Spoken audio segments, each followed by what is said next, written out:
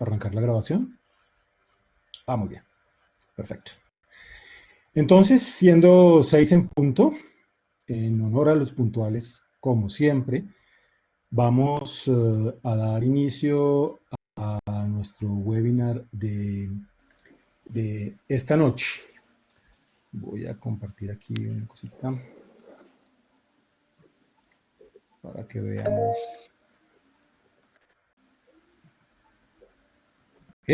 Muy bien, muy bien. Nuestro webinar de esta noche nos convoca, digamos, un tema que para quienes trabajamos en educación hoy en día resulta tremendamente importante y relevante. La transformación de las clases presenciales a la virtualidad.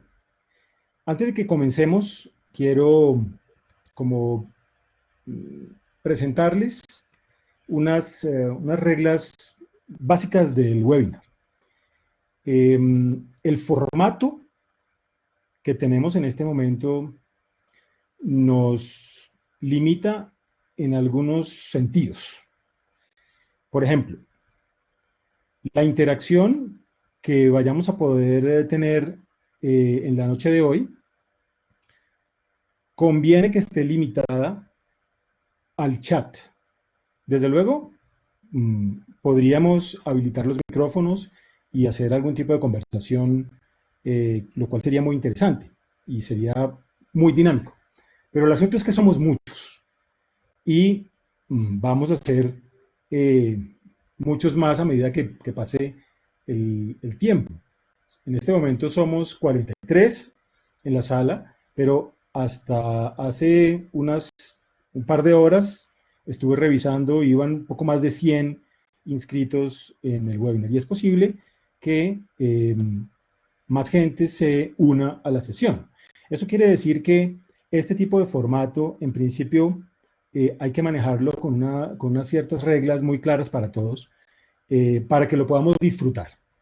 Y parte de ese disfrute está en que podamos prestar atención y podamos escuchar y ver claramente lo que está pasando allí. Eso quiere decir que, en principio, vamos a tener apagados los micrófonos. Nosotros tenemos forma de bloquear sus micrófonos, desde luego. Pero digamos que es una sana costumbre en este tipo de ejercicios en el que los asistentes mantengan sus micrófonos apagados para efectos de evitar los ruidos propios del lugar en donde estamos y de generar de pronto feedbacks, realimentaciones de sonido que incomodan bastante a quienes asistimos y participamos de estos espacios. Entonces, vamos a limitar las interacciones al chat. Siéntanse en libertad de escribir en el momento en el que quieran. Igual, previamente, con los inscritos que había hasta hoy al mediodía, yo les he enviado un correo, les envía un correo solicitándoles que me hicieran llegar una pregunta sobre algunos asuntos que esperarían fueran abordados en la sesión o asuntos que les, les surgen de interés especial para que conversáramos un poco sobre ellos. He seleccionado algunas de esas preguntas que me llegaron por correo y las vamos a trabajar hacia el final de esta sesión. Sin embargo, el chat está permanentemente habilitado y pues va a haber un grupo de compañeros del Centro de Tecnologías para la Academia de la Universidad de La Sabana pendiente de recibir o de contestar las preguntas que se vayan dando en el chat. Desde luego, yo podría hacerlo si fuéramos menos, si el grupo fuera mucho más pequeño, si esto fuera una sesión de clase con un grupo más o menos manejable, ¿cierto?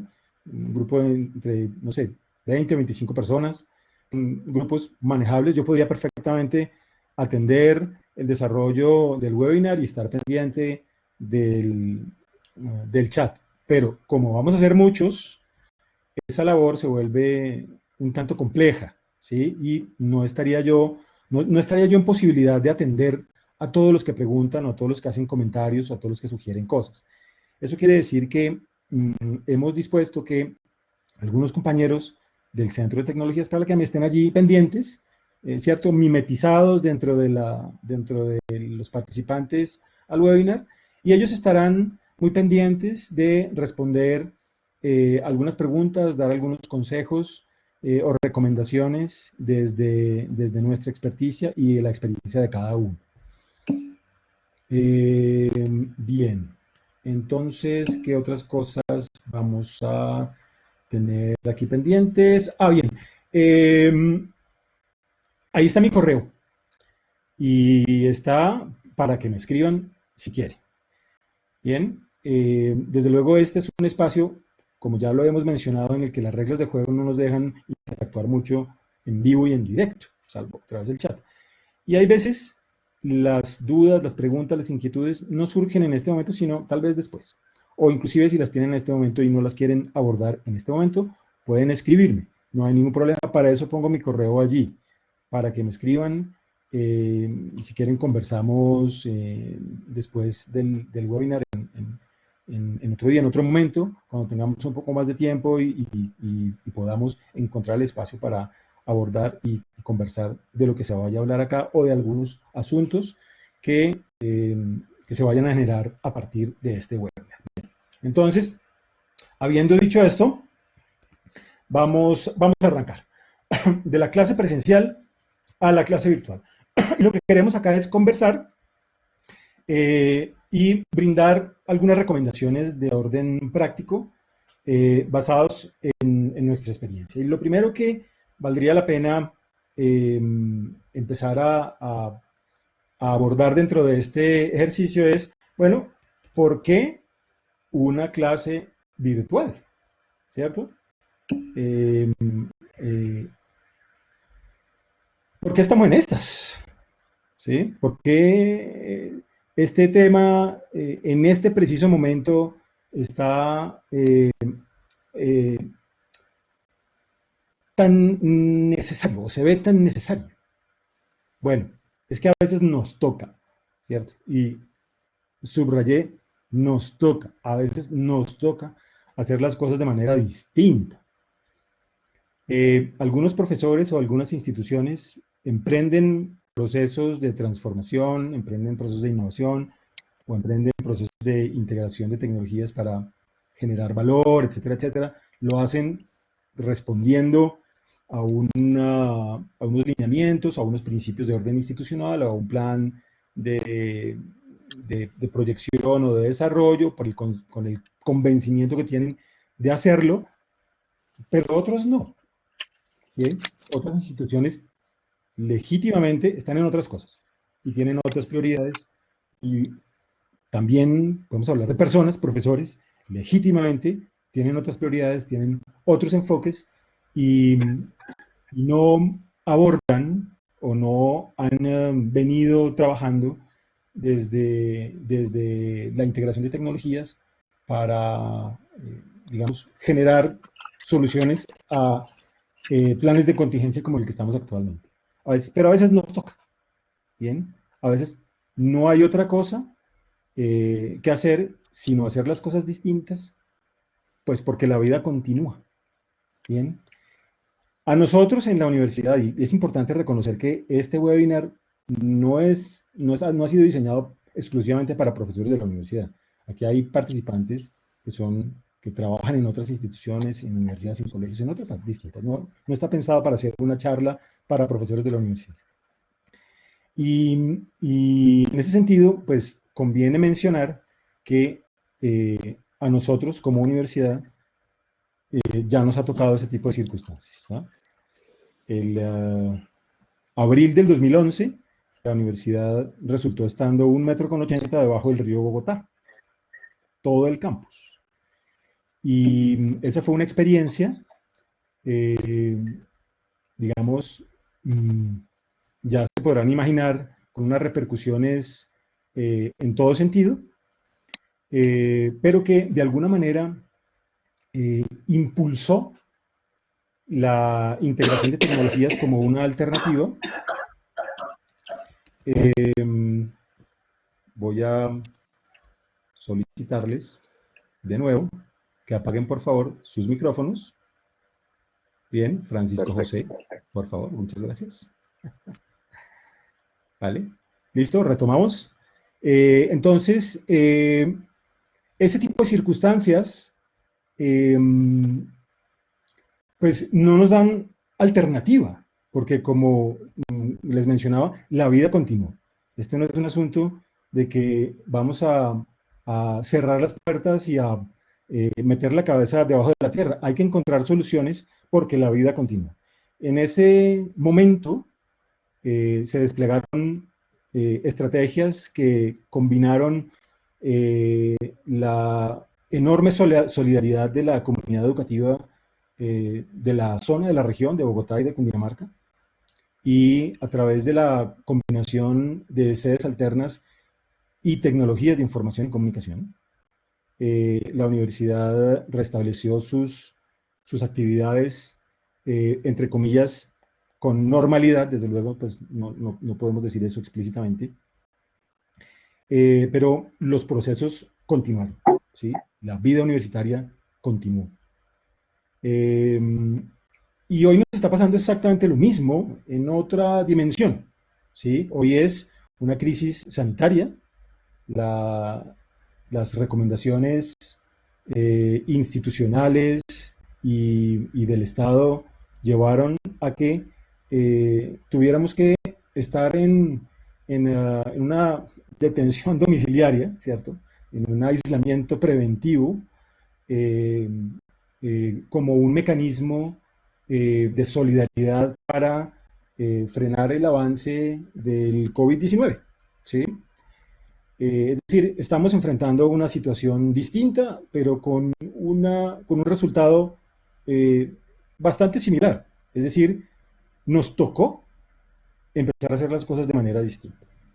Bien, y voy a mostrarles unas cifras que nos llegaron esta mañana, que muestran, digamos, que el quid del asunto con que la vida pueda continuar es la preparación institucional. De hecho, como ya nos había pasado en la universidad, habíamos aprendido la cantidad de procesos como los han emprendido muchas otras universidades, ¿no? Esto no es un asunto solamente de la Sabana que vamos a sacar pecho, ni más faltaba. Hay muchas universidades que en este momento han emprendido sus procesos de manera más o menos exitosa, pero cada una va en su camino. Les comparto estas cifras porque realmente a nosotros nos ha sorprendido también gratamente, afortunadamente, la reacción que como institución hemos logrado tener en tan poco tiempo.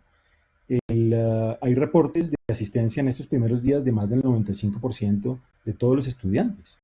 Esto que les estoy mostrando ahora en pantalla es un informe solamente de la Facultad de Comunicación, que me parece un excelente ejemplo de lo que está pasando ahora en la U, ¿cierto? Si miramos estas cifras, ¿cierto? De un total de sesiones de 219 sesiones, las que consideró la facultad eran dictables remotamente, que eran 199, más otras que son prácticas que algunas de ellas se empezaron a desarrollar con actividades que podían desarrollarse en casa, pues se reporta 93% de efectividad en esas sesiones, ¿no? Entonces, finalmente, el punto aquí es, cuando es necesario emprender procesos de ajuste debido a la necesidad de responder a una crisis como esta, pues la clave está en tener una preparación institucional o por lo menos una capacidad de reacción suficientemente rápida y asertiva como para poder trabajar con profesores, trabajar con estudiantes, convocar a la comunidad en general y emprender procesos, digamos, consistentes de solución.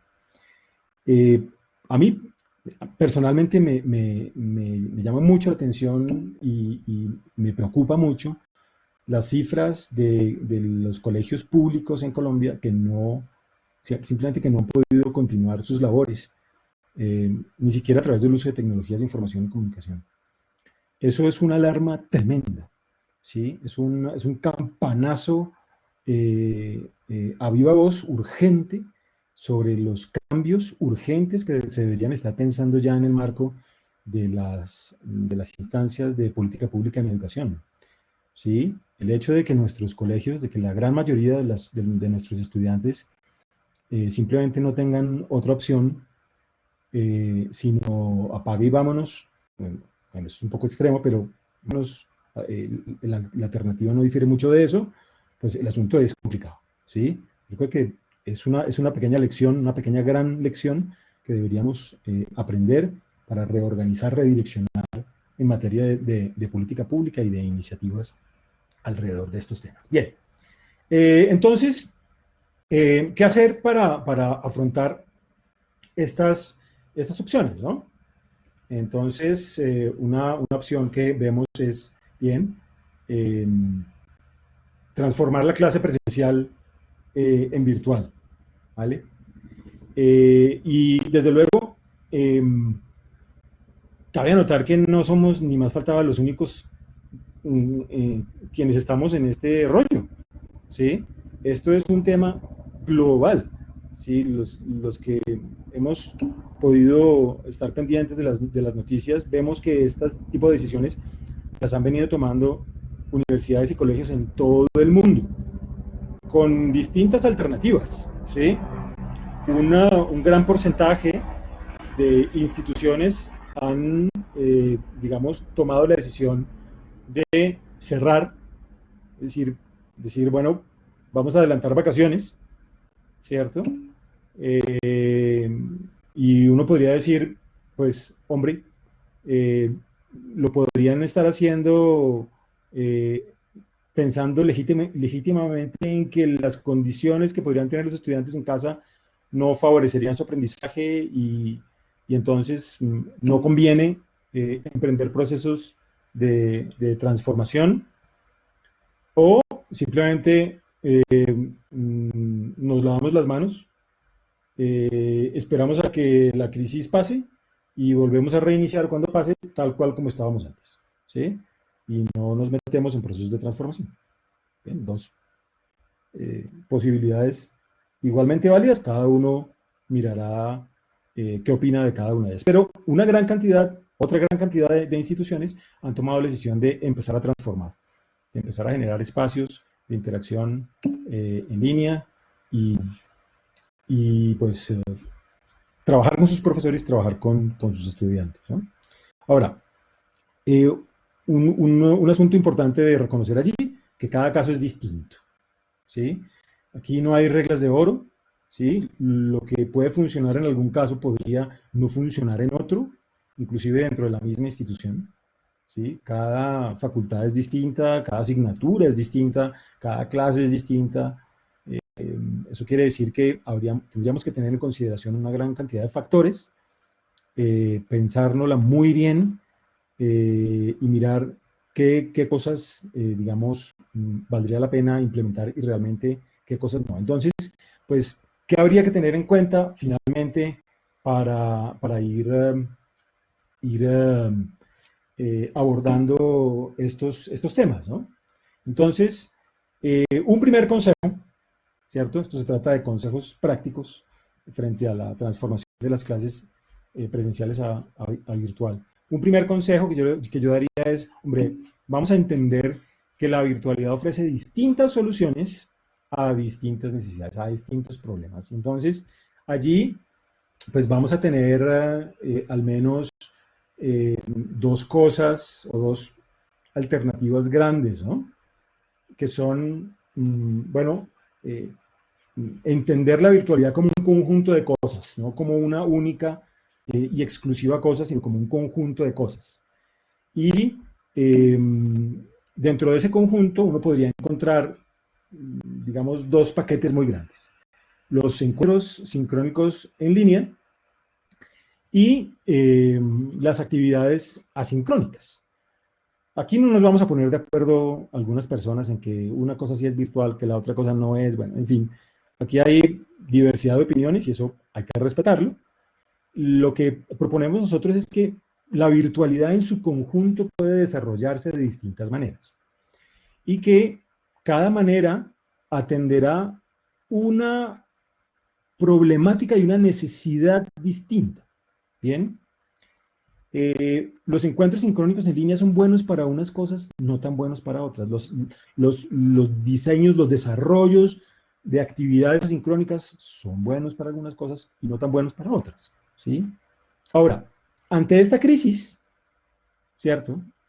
En la crisis que tenemos ahora, en donde básicamente los encuentros presenciales, eh, digamos, no van a ser posibles, eh, creemos que la respuesta más inmediata y la más sencilla de implementar es a través de encuentros sincrónicos en línea. Algo como lo que estamos haciendo ahora, ¿cierto? Con mucho menos gente, desde luego. Bueno, podría pasar que sea con más gente dependiendo del caso, ¿no? Pero normalmente son con grupos más pequeños. Pero lo más sencillo de hacer, lo que respondería a la solución reactiva de una crisis como la que tenemos es implementar encuentros sincrónicos en línea. Para lo cual hay un montón de herramientas y la implementación realmente puede ser muy rápida, eh, muy flexible, muy sencilla de hacer. ¿Bien? Muy sencilla. Ahora, los encuentros, las actividades asincrónicas, pues tienen otras consideraciones, ¿sí? Están hechas para otras cosas. Pero lo importante de aquí es, eh, pensemos que tenemos varias opciones, ¿vale? Y que clase virtual puede ser entendida de distintas maneras, ¿sí? Porque algunas personas dirán, no, es que clase virtual es un curso completo que puede tener unos encuentros, pero también unas actividades en línea y una evaluación. Esto está perfecto, ¿bien? Entendamos que virtualidad puede implicar muchas cosas y que puede ofrecer distintas alternativas, ¿bien? Y entonces, a partir de eso, vendría el consejo número 2, y es definamos bien.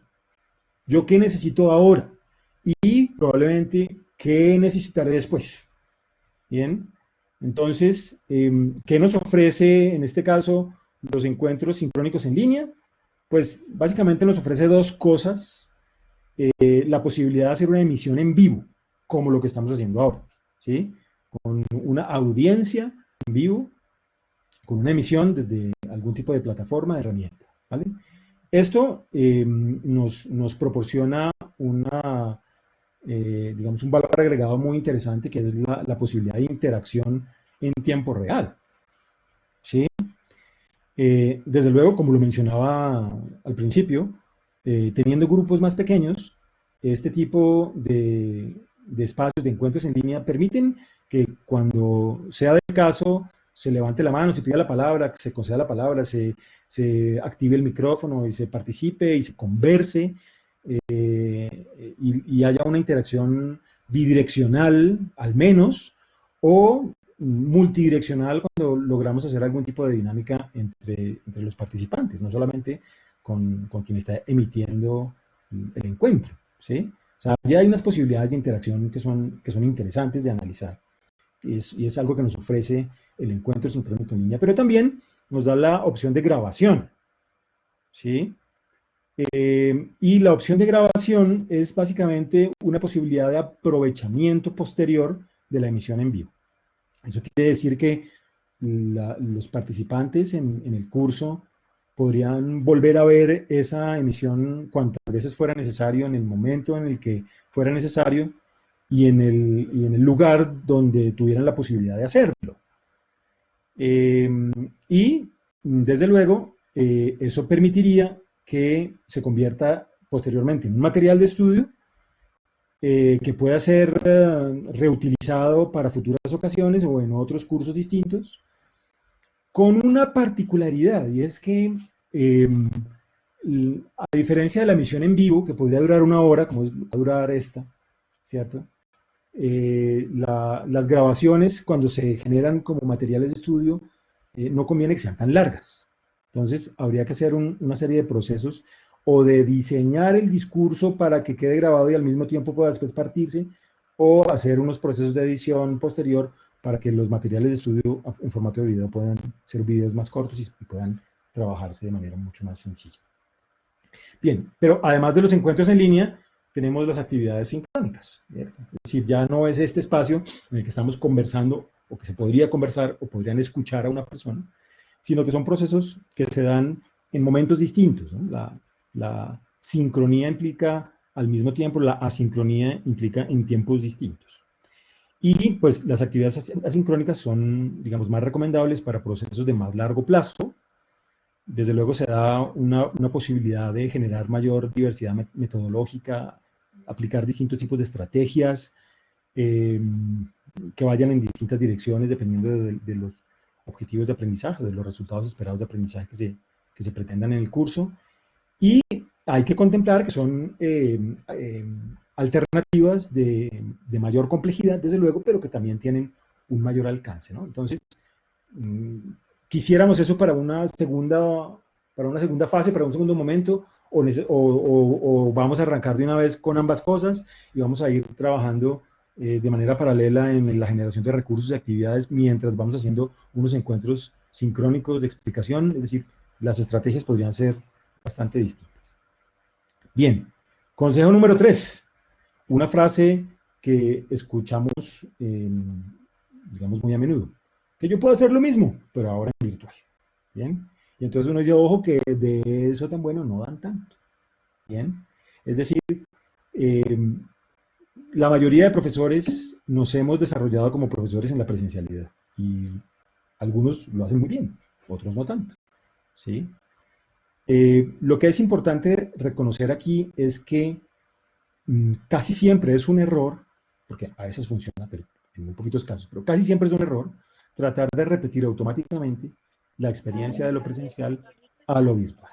¿Sí? O sea, hay que entender que son entornos totalmente distintos, ¿sí? Y que tienen complejidades y circunstancias de desarrollo muy distintas. Entonces, esto más bien es una invitación para pensar en la posibilidad de empezar a cambiar, pero cambiar para mejorar las cosas. Es decir, preguntarme si yo hago esto en la presencialidad, ¿esto me servirá realmente en este entorno?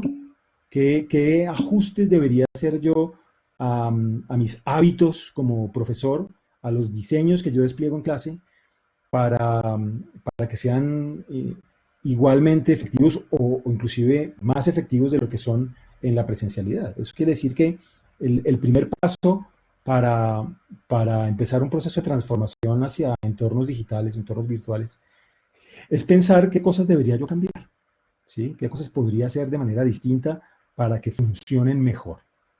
Bien. Consejo número 4. Consideremos que las interacciones en entornos virtuales son muy distintas a partir de lo que acabo de mencionar. Entonces, hay varios puntos allí que ilustran las diferencias. Primero, es que estamos frente a una pantalla. Bien, no estamos en el aula de clase en donde estamos frente o dentro o con nuestros estudiantes, con nuestros grupos de estudiantes. Y estar frente a una pantalla a veces asusta, ¿sí? Y resulta a veces un poco incómodo, ¿no? Uno tiene que imaginarse que hay unas personas detrás viéndome, pero entonces no están, lo único que tengo es una pantalla, ¿cierto? O una interfaz que de pronto me muestra unos pequeños iconitos y de pronto unas pantallas pequeñas y hay algunas personas como que yo puedo más o menos ver que tienen, ¿cierto? Ojos, nariz y boca, ¿cierto? Porque a veces las pantallas son pequeñas, ¿bien? Esto es incómodo, ¿sí? Y a veces cuesta, digamos, aventurarse a conversar frente a una pantalla. Bien, esto es importante tenerlo en cuenta. Y además porque no hay contacto visual directo. Bien, nosotros como profesores casi siempre estamos acostumbrados a percibir la reacción de nuestros estudiantes a lo que nosotros hacemos en clase. Sabemos cuando un estudiante está inconforme, cuando un estudiante está perdido, cuando un estudiante o un grupo de estudiantes están dispersos o absolutamente desinteresados, ¿sí? Porque somos capaces de ver eso en el espacio presencial. Bueno, acá cuesta un montón, ¿sí? Esto es un asunto, son circunstancias que son tremendamente difíciles de detectar, porque no hay ese contacto visual directo. Bien, entonces vamos a tener que tener una capacidad de percibir más allá de lo que podamos ver en las pantallas, y leer entre líneas lo que sucede en los chats, los tiempos de respuesta, etcétera. Bien, porque además los tiempos de respuesta son distintos, es el tercer punto de esta diapositiva. Los tiempos de respuesta son distintos. Eh, es complejo esperar que un estudiante nos responda eh, con la misma velocidad a como lo hacen en clase, ¿sí? Eh, Porque además hay una cantidad de circunstancias de orden tecnológico que podrían estar causando delays, ¿no? Demoras en la señal, ¿sí? Entonces yo lanzo una pregunta y estoy esperando una respuesta y mentiras que la respuesta le llegó al estudiante 2 o 3 segundos después, ¿cierto? Entonces yo me quedo esperando que haya algún tipo de respuesta, ¿cierto? Y no la hay, y entonces empiezan a generarse unos tiempos, unos silencios incómodos. Bien, una recomendación allí es diseñemos protocolos de comunicación. Bien, diseñar protocolos agiliza mucho la fluidez en la interacción en ese tipo de espacios. Y tengamos en cuenta que esas interacciones son, cuando se requieren interacciones rápidas, son muy difíciles de lograr. El caso el método de caso, perdón, es un ejemplo muy crítico para llevar a este tipo de escenarios, ¿sí? Existen experiencias en donde se ha llevado las sesiones plenarias a entornos digitales, con unos requerimientos de orden tecnológico tremendamente sofisticados, ¿sí? En tiempos de espera, en visualización de los estudiantes, etc. Existen las formas, pero el método se complica bastante. Y también hay que tener en consideración que las condiciones en casa no son condiciones preparadas, ¿vale?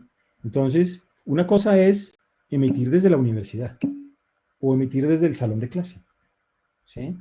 Pero tengamos en consideración que la crisis actual nos tiene trabajando en casa, ¿bien? Y en casa las condiciones no son las mismas que en la universidad o en el colegio.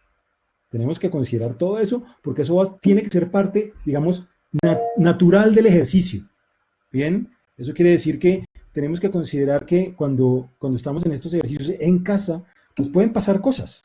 ¿Ah? Pueden pasar personas que entren al cuarto y saluden, ¿cierto? Que ladre el perro, o que los niños se comporten como niños y hagan bulla o peleen, ¿cierto? Y esas cosas se escuchan, ¿cierto? Suena el teléfono, ¿cierto? O llega a un domicilio, es decir, son cosas que pasan en las casas, ¿sí? Muy pocas veces nosotros podemos configurar una pequeña guarida aislada dentro de la casa como para que tengamos un aislamiento suficiente para que nada de esto suceda.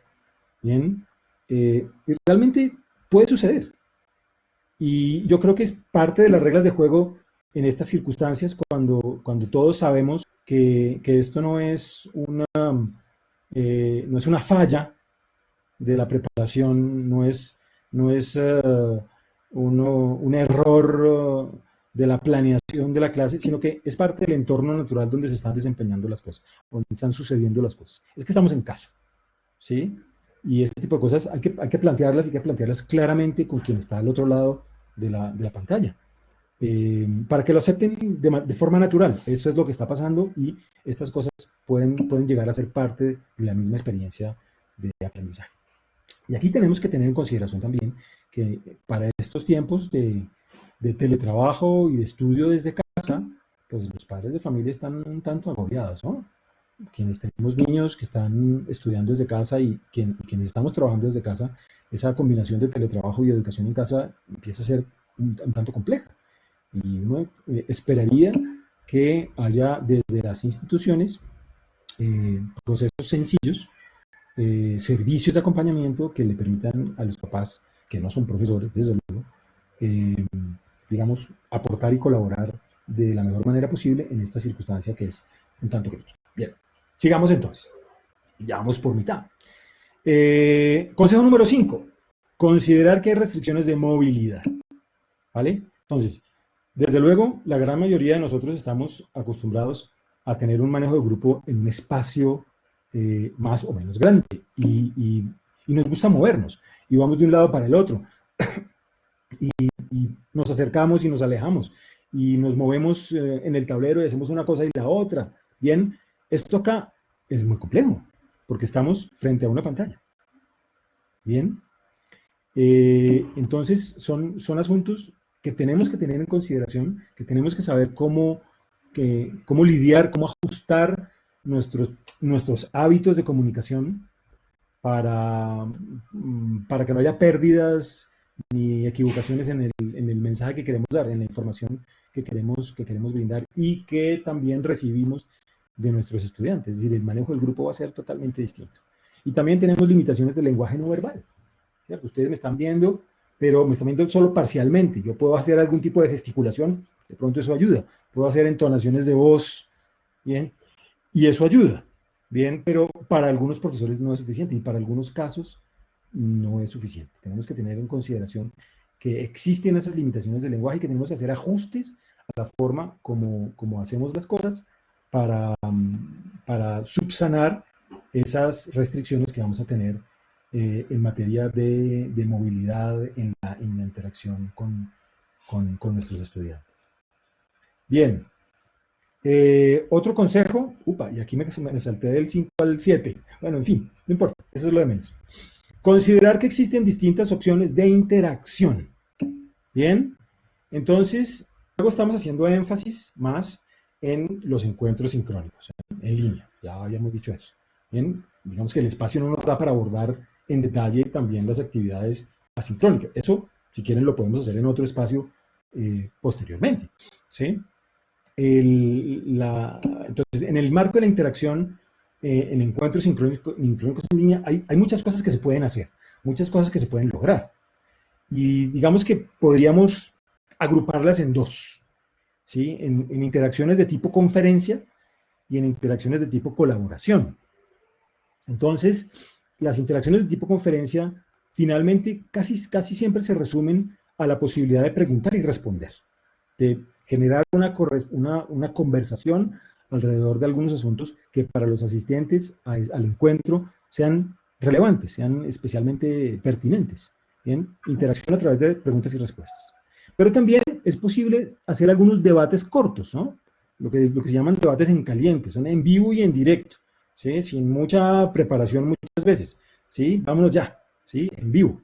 Es posible hacerlo, ¿sí? Sobre todo cuando son grupos un poco más pequeños, habilitando los micrófonos, eh, es posible generar algún tipo de debate que en el marco de una interacción tipo conferencia podría enriquecer la dinámica de interacción, que en algún momento se estaría acercando más a interacciones de tipo colaboración, que son los otros, ¿no?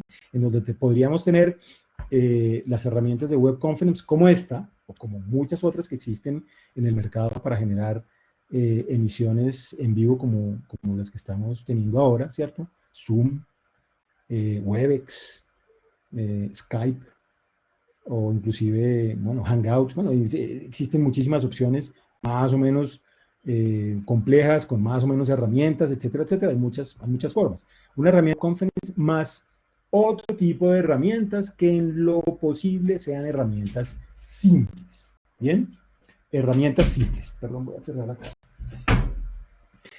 Les voy a colocar aquí una alternativa, ¿sí?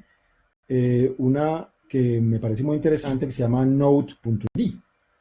Les voy a colocar en el chat una dirección que he preparado simplemente como un ejercicio muy sencillo. Es una... No, gracias. No, esto es lo que yo les hablaba de los entornos naturales en casa. Les he enviado una URL, una herramienta que podría empezar a utilizarse o que podría utilizarse como una herramienta complementaria a las plataformas de web conference para generar escenarios de colaboración en el marco de encuentros sincrónicos en línea, ¿sí? Entonces, es una herramienta de Sticky Notes. Si ustedes entran, yo les voy a preparar allí un ejercicio muy sencillo y voy a compartirles esta pantalla. Bien, voy en este momento a salirme de la presentación. Voy a tomar un minuto solamente para ejemplificar esto, ¿sí? Y voy a compartir esta acá. Eso, ¿sí? Compartir aquí, ¿sí? Esta es, sí, esta. Bien. Entonces, en esta, ok, listo. Ups, ya.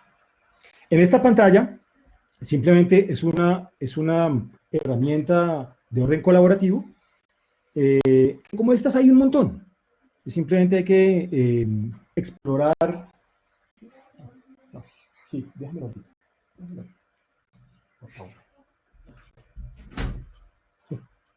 Como esta, podría haber un montón de herramientas distintas que podrían complementarse a la hora de eh, generar algún tipo de dinámica de interacción con los asistentes. Yo les podría decir, ingresen por favor a esta dirección y vamos a colocar un post-it con las preguntas que vayan surgiendo y podemos, en el marco de los siguientes 15 minutos, esto desde luego es un supuesto, podemos generar algún tipo de dinámica de preguntas y respuestas. Vamos a organizar después los post-its por categorías y después vamos a hacer algún tipo de interpretación de lo que sucede. Bueno, en fin, podríamos generar una dinámica de orden colaborativa complementando la charla a través de una herramienta de web conference con ejercicios de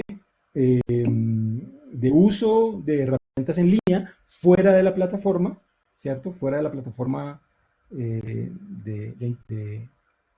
la charla. Vamos a poner aquí, listo. Volvemos. De tal manera que se puedan generar esas dinámicas, ¿no? No es solamente un asunto de que yo doy una conferencia y todo el mundo me escucha, ¿sí? Y presten atención a lo Zoom. Pero acá podemos hacer otras cosas, ¿no? Herramientas como Kahoot y ese otro tipo de cosas pueden funcionar bastante bien si queremos generar interacciones de tipo más colaborativo, más allá de generar una conferencia, ¿no? Y también, desde luego, se pueden utilizar las herramientas de las mismas plataformas. Hay plataformas que generan, eh, eh, Luis Sofía. En este momento no tenemos habilitada la pizarra para esta conferencia. Digamos que eh, lo hacemos básicamente por un motivo logístico, ¿no? Que no se nos desorganice aquí la cosa.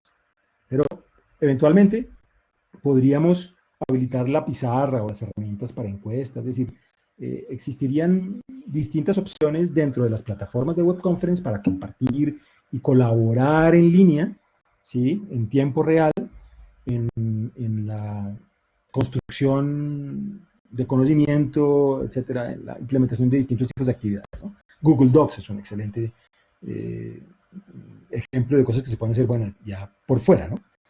Pero digamos que funcionan bastante bien. Vamos a avanzar un poco antes de que se nos vaya el tiempo. Otro consejo, considerar que existen distintos escenarios de integración educativa de tecnologías que implicarían la pertinencia de uno u otro tipo de interacciones, ¿sí? Entonces, tenemos, por ejemplo, apoyo TIC a la presencialidad. Allí, pues, el uso de este tipo de herramientas tendría sentido en el marco de generar explicaciones complementarias a lo que se haga en clase. Ya no es un ejercicio como el que estamos viviendo ahora, de que no hay esa posibilidad. Digamos, en el marco de que podamos volver a tener clases presenciales, pues, hombre, igual podríamos hacer uso de lo que estamos haciendo ahora para generar explicaciones complementarias a lo que se trabaja en clase y generar a partir de allí igualmente materiales de estudio.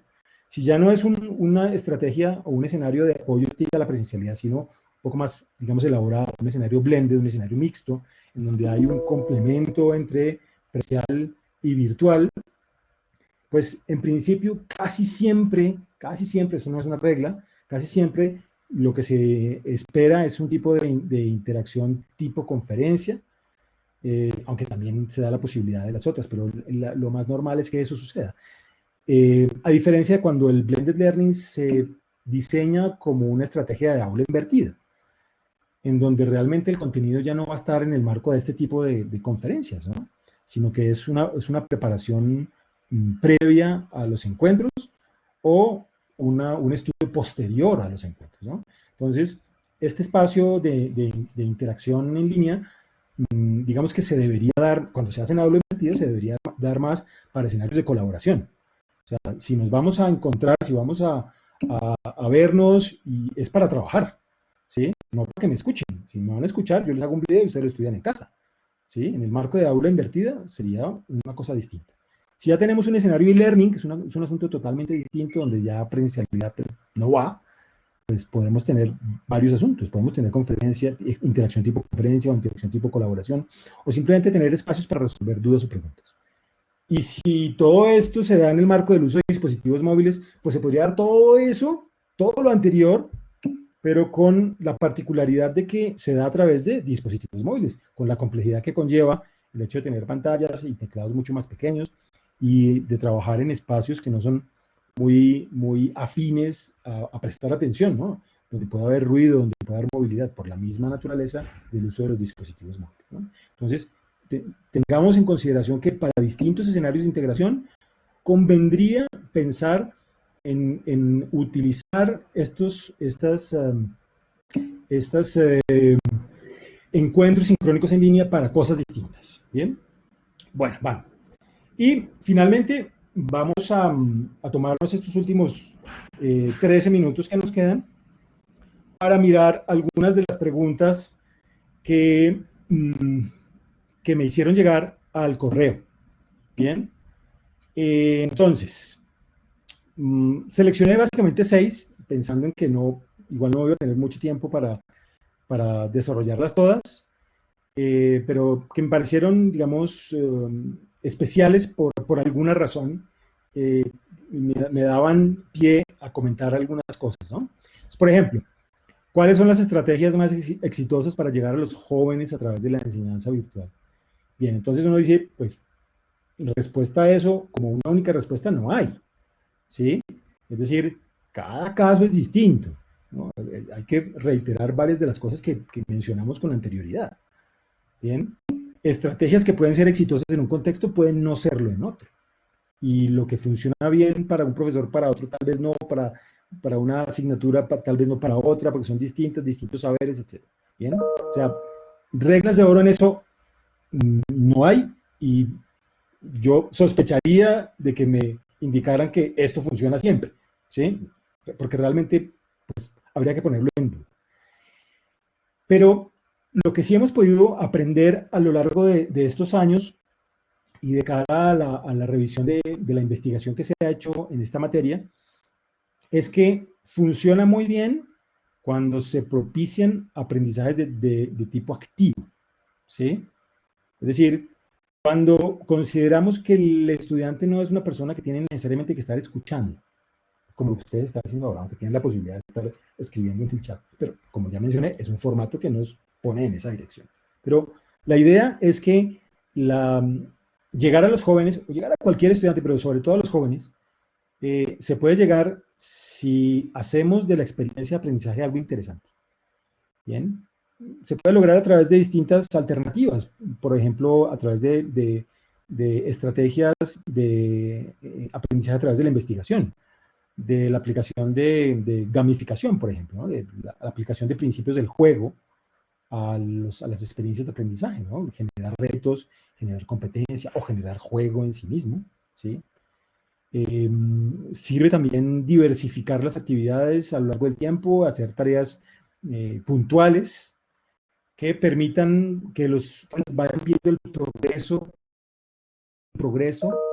de una manera, digamos, más cercana, ¿no? O sea, que puedan ellos mismos darse cuenta de que, hombre, sí estamos aprendiendo aquí una cosa que es muy interesante, eso engancha y y genera, se conoce como engagement en algunos contextos. Bien, entonces, pues no hay reglas de oro, pero tratar de que la experiencia sea lo más activa posible es lo que uno siempre esperaría hacer o le apostaría. Yo pondría las monedas siempre en estrategias que tengan eso por principio de trabajo.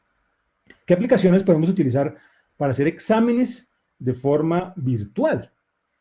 Entonces, bueno, yo creo que el punto allí es, existen dentro de las mismas plataformas, dentro de los LMS, las Learning Management Systems, las plataformas de apoyo al aprendizaje en las instituciones, casi todas tienen varias alternativas para realizar evaluaciones en línea, ¿sí? Eh, algunas tendrán unas, algunas tendrán otras. Eh, lo que yo recomendaría es exploren en las plataformas de sus instituciones qué alternativas se pueden encontrar en dichas plataformas, porque hay un montón de cosas muy distintas que se pueden hacer, desde el tradicional cuestionario hasta opciones de emparejamiento, talleres, eh, bueno, se me escapan, pero hay un montón de alternativas dentro de las plataformas. Pero yo creo que, pero más allá de eso, más allá de explorar, yo creo que la invitación también es a pensar un poco en formas alternativas de evaluar, ¿sí? El punto allí es, bueno, ¿qué tal si empezamos a pensar en que los aprendizajes podríamos estar evaluándolos de manera muy distinta como lo hago yo en clase presencial? ¿Qué tal si me salgo un poco del cuestionario? ¿Sí? ¿Qué tal si empiezo a dejar de lado la verificación de qué tan buena memoria tienen mis estudiantes para repetir lo que yo les dije en clase o los apuntes que tomaron y pienso en otras formas de estimular el que los estudiantes manifiesten sus aprendizajes? En fin, es una invitación más bien en ese sentido. Tercero, ¿nos puede dar algunos tips para desarrollar una clase activa virtual para los que utilizábamos mucho tablero? Pues bueno, y el punto aquí es el que transferir el tablero a lo digital tal vez no es buena idea, ¿sí? No es una buena alternativa, eso es lo primero, ¿sí? Eh, si la idea es que mi papel como profesor es brindar información y por eso yo la tengo que escribir en el tablero, pues yo tengo opciones distintas. Yo podría generar algún tipo de material previo, podría ser en video, podría ser una, no sé, existen muchas formas. Desarrollar material de estudio previo y más bien utilizar estos encuentros para discutir y para reflexionar, más o menos como lo que se haría en un esquema de aula invertida. ¿Sí? Yo creo que lo que conviene aquí es aprovechar al máximo, sobre todo cuando es posible, porque los grupos lo permiten, las posibilidades de interacción que se puedan dar en el marco del uso de ese tipo de herramientas. ¿Sí? Y pues bueno, ya algo de eso mencioné anteriormente con asuntos de gamificación y de diversificación, etcétera, etcétera. ¿Bien? ¿Cómo no perder ese contacto o cercanía de la clase presencial? Entonces, allí, pues yo creo que hay que reconocer que algo de eso sí se pierde. Bien, sería un tanto ingenuo pensar que es lo mismo, porque no es lo mismo. ¿Sí? Algo de ese contacto o de esa cercanía se pierde. Pero también hay cosas que se ganan. Bien, hay valores agregados implícitos en el uso de este tipo de herramientas y eso es lo que hay que sacarle jugo, hay que sacarle provecho. Hay alternativas para subsanar esas deficiencias en términos de la pérdida de la cercanía. Generar procesos de realimentación oportuna, eso es clave, y propiciar una cierta sensación de acompañamiento permanente, ¿sí? Que eso no se da en un solo encuentro como estos. Esto es un asunto que uno tiene que cultivar y, digamos, repetir, para que los estudiantes realmente se sientan acompañados. No están con sus estudiantes en el mismo sitio, cada uno está en su casa, pero no quiere decir que se sientan aislados. Pueden sentirse acompañados a la distancia, ¿sí? Pero sentirse acompañado. Yo creo que esto es básicamente lo que podría generarse para recuperar un poco de esa cercanía. Hay muchísimas experiencias en programas virtuales de compañeros que terminan conociéndose en persona en los grados, pero han desarrollado una cercanía tremenda en línea, ¿sí? Y terminan sus experiencias de formación y continúan conversando y digamos que se cultiva una cercanía de amistad a partir de todo el trabajo que realizaron en línea durante mucho tiempo, ¿sí? O sea, el hecho de que no estemos juntos no quiere decir que perdamos contacto, ¿no? Porque hay más opciones de estar en contacto a través de escenarios virtuales. Bien, ¿cómo promover la participación de todos los estudiantes en grupos de más de 25 personas? Entonces, pues allí hay alternativas de segmentación, ¿no? De trabajos por grupos pequeños y sobre todo, a veces conviene mucho establecer roles y responsabilidades en personas específicas, en personas concretas, ¿sí? Es decir, cuando uno tiene un grupo de más de 25 personas, un grupo grande, ¿sí? Y uno dice, bueno, ¿qué opinan de esto? Pues si la cosa va a ser así de sencilla, pues va a ser difícil pues que todo el mundo reaccione, salvo que el grupo sea muy particular. Va a haber muchos que simplemente se escudan en que hay otros que van a participar ya. ¿Sí? Es decir, diseñar protocolos de participación y establecer roles y responsabilidades dentro de esos protocolos de comunicación e interacción funciona mucho para que las personas estén permanentemente pendientes de lo que está pasando y su participación sea mucho más activa. Bien, y terminando, una última pregunta. Un gran valor agregado de los cursos presenciales son los talleres, discusiones en grupo, así como algunos juegos didácticos. ¿Cómo se manejaría esto en clases virtuales? Bueno, entonces, al respecto, lo que yo diría es, tal vez para ese tipo de alternativas, la mejor opción son las actividades asincrónicas. Aunque uno podría generar, digamos, juegos en vivo, sí, también. Uno podría utilizar este tipo de herramientas para generar interacciones y juego en el marco de algún tipo de actividad, se podría perfectamente, ¿sí? Pero tiene sus limitaciones, tiene grandes limitaciones.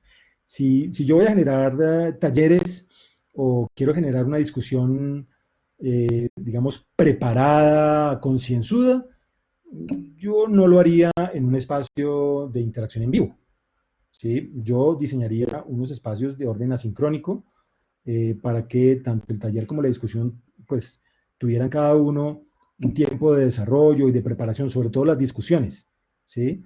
Yo creo que el éxito de un buen foro de discusión es la capacidad que tienen las personas de prepararse, ¿sí? Y de intervenir de manera preparada, ¿sí? Entonces, para este tipo de espacios, conviene más, o convendría más actividades de naturaleza asincrónica, eh, aunque habría que mirar también como las posibilidades que podrían darse también en este, en este orden de ideas para los encuentros, digamos, en vivo. Bien. Bueno, y con esto llegamos al final de nuestro webinar. Muchísimas gracias. Estamos aquí para ayudar. Bien. Yo quiero cerrar básicamente con eso. Eh, Esta charla no tiene otro propósito sino abrir un canal de comunicación eh, para ayudarnos entre todos a, a capear el temporal, ¿sí?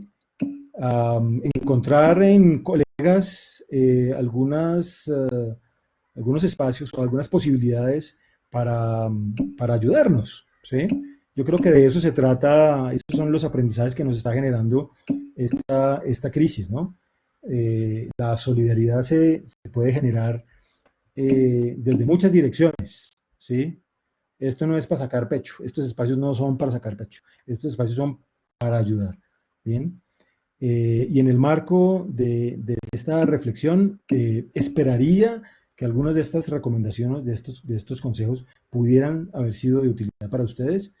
Y como mencioné al inicio de esta charla, allí está mi correo, porque pues la idea es que el ofrecimiento de la ayuda y la colaboración no es en vano.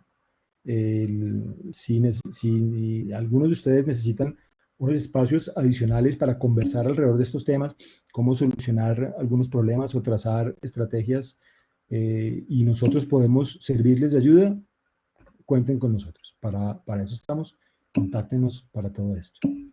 Entonces, pues bien, creo que con eso terminamos nuestro encuentro. Les deseo a todos ustedes una muy feliz noche. Muchísimas gracias por su asistencia y más que nada por su participación en el chat. Ya tendré un poco más de tiempo después de revisar la grabación y mirar las interacciones que se pudieron haber dado en este chat. Entonces, bien, muchísimas gracias. Con esta me despido. Que pasen una muy feliz noche. Andrés, una pequeña pregunta antes de que salgas. Dale, Francisco. ¿Se puede acceder a la sesión grabada que tú has grabado de este curso?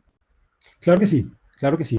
Bueno, Sí, vamos a tenerla disponible, creo, a partir de mañana, y le haremos difusión de la misma manera como hicimos difusión del webinar, de la dirección donde va a quedar la grabación para que la puedan consultar en el momento en el que lo deseen. perfecto. Muchas gracias. Que estés muy bien. Oye, yo estoy alzando la mano hace rato, me estás ignorando, pero te voy a lanzar dos preguntas que estaban haciendo los profesores, Vale, que vale. fueron reiteradas. Uno en los consejos que habla sobre un protocolo para el tema de comunicación. Varios profesores quisieron preguntar sobre un ejemplo y otros profesores preguntaban sobre la diferencia entre las clases virtuales y remotas.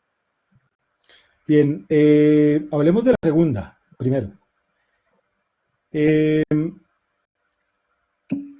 Una clase remota hace alusión al lugar. Bien, es decir, una cosa es hablar de sincrónico y asincrónico y otra cosa es hablar de remoto. ¿Sí? Las clases remotas, lo remoto hace alusión a su ubicación en el espacio. Es decir, no estamos en el mismo sitio. ¿Vale? Una clase sincrónica o un encuentro sincrónico hace alusión al tiempo.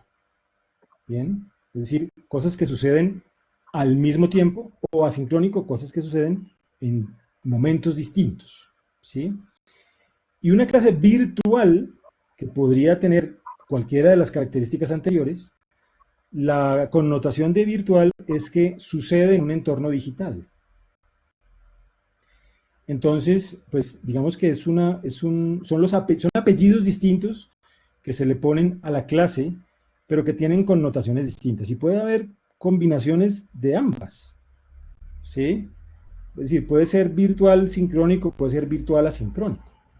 Ahora, lo virtual y lo remoto de alguna forma tienen una cierta afinidad. ¿Sí? Si yo estoy en un entorno virtual, como en el caso que nos convoca hoy, es porque estamos en sitios distintos. ¿Sí? Estamos en sitios distintos. Entonces, es una connotación que va de la mano, pero no necesariamente virtual y remoto son la misma cosa, porque yo puedo tener un escenario de educación a distancia que no utilice ningún tipo de escenario digital, y también es una experiencia de naturaleza remota, porque no estamos en el mismo sitio. ¿Sí? Entonces, pues simplemente son apellidos que se le pueden colocar al nombre curso y que, digamos, lo caracterizan, ¿no? ¿Cómo es que se da? En tiempo y en lugar, ¿cómo es que se da? Y lo otro eran los protocolos. Bien, entonces, bien, como cada caso es distinto, cada experiencia o cada clase podría ser distinta, y la intención y la cantidad de personas también puede ser muy distinta, los protocolos también, pues, de hecho, serán distintos. Un protocolo de comunicación lo que hace es servir como reglas de juego para ordenar la interacción. Es decir, es importante que uno pueda propiciar unas formas de interactuar que sean afines al objetivo de aprendizaje que quiero lograr. ¿Bien? Entonces, yo podría, dependiendo del tipo de interacción o de las cosas que yo quiero que sucedan, yo podría establecer reglas de juego sobre cuándo y cómo pedir la palabra, a través de qué medio, cuántas veces, qué tan extenso, quién hace qué dentro del encuentro. Yo podría perfectamente establecer roles dentro del encuentro, es decir, va a haber un moderador que no voy a ser yo, va a haber una persona que va a ir tomando nota de lo que suceda en clase, va a haber unos líderes de equipo, de grupos pequeños, y quien va a hablar por el grupo pequeño va a ser el líder o va a ser un relator dentro del líder. Entonces, no va a estar pidiendo la palabra a cualquier persona, sino si alguien tiene una duda, lo conversan, digamos, por un chat de WhatsApp que va a tener el grupo, y la pregunta que va a lanzarse ya al salón de clase o a la sala del encuentro sincrónico la va a hacer el relator o el encargado de las preguntas de cada grupo. Es decir, pueden pasar miles de cosas, ¿sí? Lo importante es que el protocolo establezca claramente cuáles son las reglas de comportamiento, si lo podemos llamar así, y las reglas de comunicación que se espera sucedan en el marco de esos encuentros. Muy bien. ¿Algo más antes de que cerremos?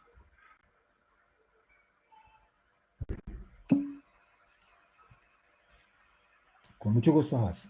Y no lo había hecho, no lo había dicho por lo que había dicho al principio, porque la idea era trabajar esto al final o a través de los chats, por el mismo formato, ¿no?